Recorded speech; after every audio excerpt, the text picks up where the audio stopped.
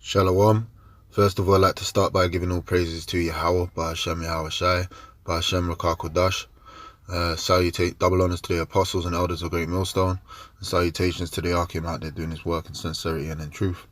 Just a few words on the topic of being meek, to go into the importance of being meek. This first scripture I'd like to start with is Zephaniah chapter 2, verse 3. It says, "Seek ye the Lord, all the meek of the earth." Alright, all the meek of the earth. And the only people that can seek the Lord are you Israelites, alright, you Negroes, Hispanics, and Native Americans, so forth, which have wrought his judgment. Seek righteousness, seek meekness. It may be ye shall be hid in the day of the Lord's anger. Alright, so the only people that's going to be hid in the day of the Lord's anger are the meek Israelites, the Lord's chosen, alright, from the destruction of this kingdom. Now I wanted to go from here to look at the definition of being meek, because the scripture just told you to seek meekness, all right, and it's talking specifically to the men that are supposed to hear this word, which are Israelites, all right, the meek of the earth. So let's look at the definition. It says poor, humble, afflicted, meek. All right, you Israelites are afflicted. We're the people that walk the earth, a cursed nation of people, all right, pertaining to the curses in Deuteronomy 28th chapter, which are placed upon our people, the Israelites. All right, we're afflicted, we're poor, needy, all right, we're in need of salvation, and weak, poor, weak, and afflicted, you know, because weak, because hey, first of all, starting with our minds, if you don't have the scriptures and its truth and wisdom and understanding, then you're weak, all right, you have no defense, all right, and you're not going to be able to withstand the evil day.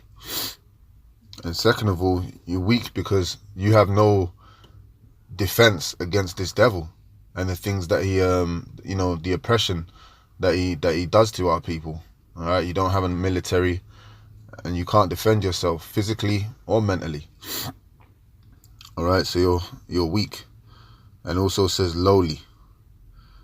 Now moving on to the point where it says seek meekness, all right, the word there for meekness is humility, being humble. So the importance of being meek or being humble is that you'll receive salvation. So continuing on from here, I'm going to go to Proverbs 16 and 18. It says, pride goeth before destruction, and a haughty spirit before a fall. So we're commanded to be the opposite of that. All right, to be the opposite of being proud is to be humble. All right, to be lowly, have a low opinion of oneself. Because right now, the reason why this kingdom is going to be destroyed, one of the reasons is because of the pride. So continuing on, next scripture is going to be James, where is it, 4 and 6. It says, do you think that the scripture saith in vain, the spirit that dwelleth in us lusteth to envy, but he giveth more grace, wherefore he saith, God resisteth the proud, but giveth grace unto the humble. All right, and the only people that's going to receive grace is the brothers that you know, pipe down and become humble.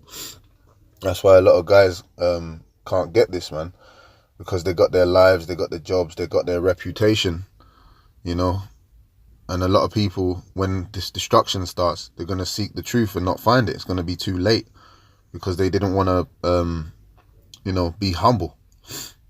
All right, they considered the things of their life now to be far more important or greater than the things in the spirit. All right, I'll read it again. But he giveth more grace, wherefore he saith, God resisteth the proud. but giveth grace unto the humble. So that's why a lot of guys walk past camp and they can't get it, because the value that they place on themselves, they could never come into doing this work. All right, they're too proud.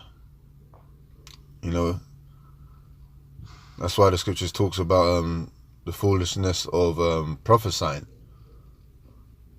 because we're gonna look foolish to the unlearned eye, but that just comes with its territory.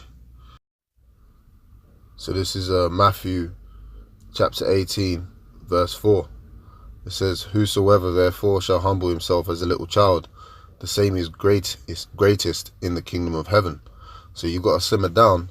You know, the truth, you know, is about taking L's and learning how to deal with loss, man. Could be loss of family, could be loss of a job, whatever it may be. You've just got to take it on the chin and become comfortable being uncomfortable.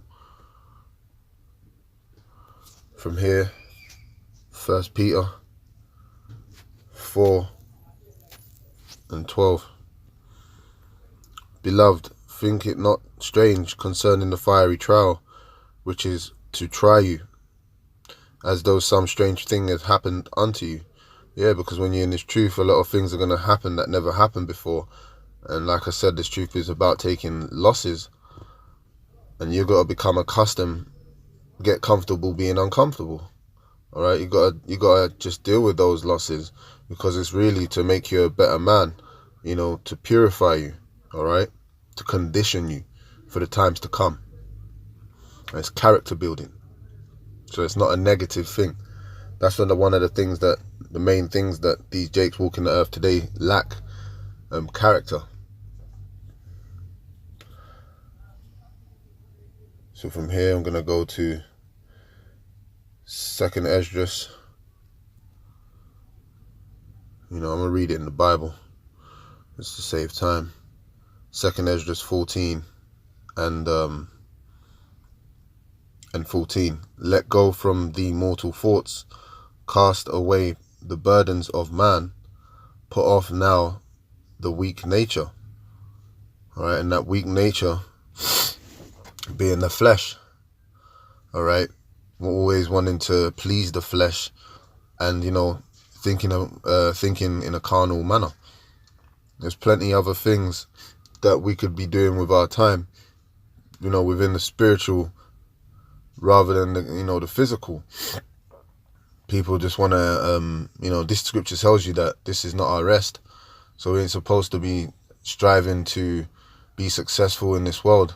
That's why a lot of guys will get proud and passionate about the wrong things, because they don't see the things to come, and the things that are now are temporal. They seek that job, and when they don't, they take the L. You know, they fall out the truth because they're just fed up of taking the loss. You know, they tried to make a business, it didn't work. You know, investments didn't work, relationship didn't work, family life didn't work. And eventually they fall out of the truth because they can't take no more. But the scripture commands us to let go from the mortal thoughts, cast away the burdens of man, put off now the weak nature. It continues on, it says, and set aside the thoughts that are most heavy unto thee, and haste thee to flee from these times. Yeah, because you know the prophecies, therefore you become content and stable. For yet greater evils than those which thou hast seen happier shall be done hereafter.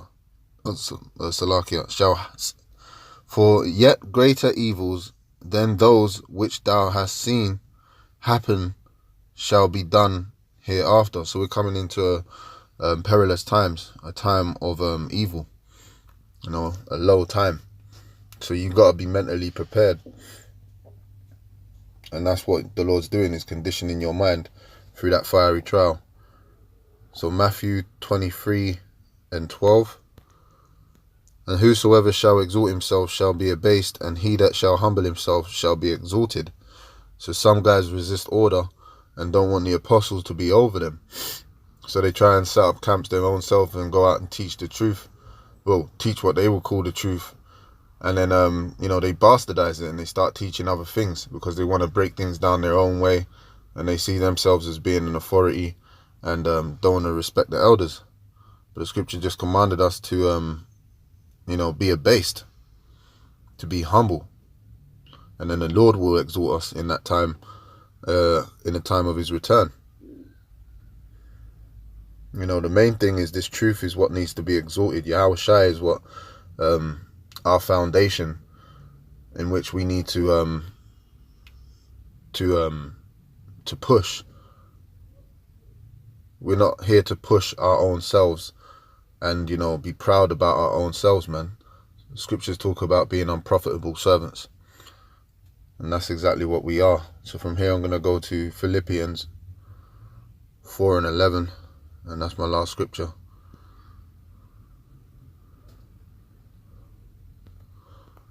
It says, "Not that I speak in respect of want, for I have learned in whatsoever state I am therewith to be content."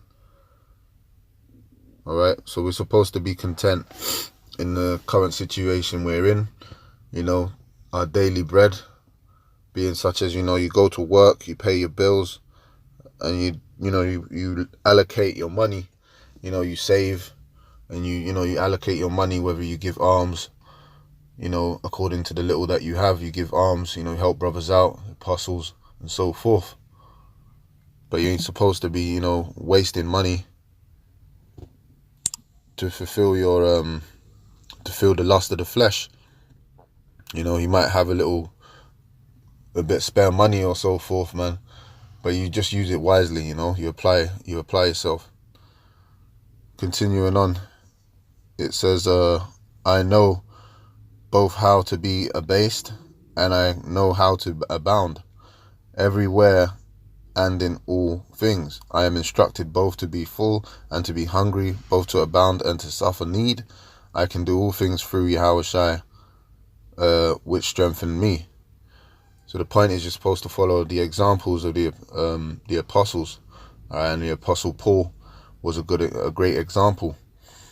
He had been in poverty, and he had also been in times where he had more money, or in wealth, in prosperity. So you basically got to apply yourself in all aspects of the highs and the lows. But the main thing is to remain spiritual in all things, all right? Do all things through the Spirit. And that way you won't, allow those increases, your heart to be lifted up when you're increased. So the point is, stay humble, keep under yourself, stay in order, and do things through the Spirit. And remember, we're under grace. All right, but grace is not something that lasts forever. So be meek, man. Be repentant for the sins that you commit. So anyway, with that was a little lesson on humility and meekness. With that, I'm gonna say shalom.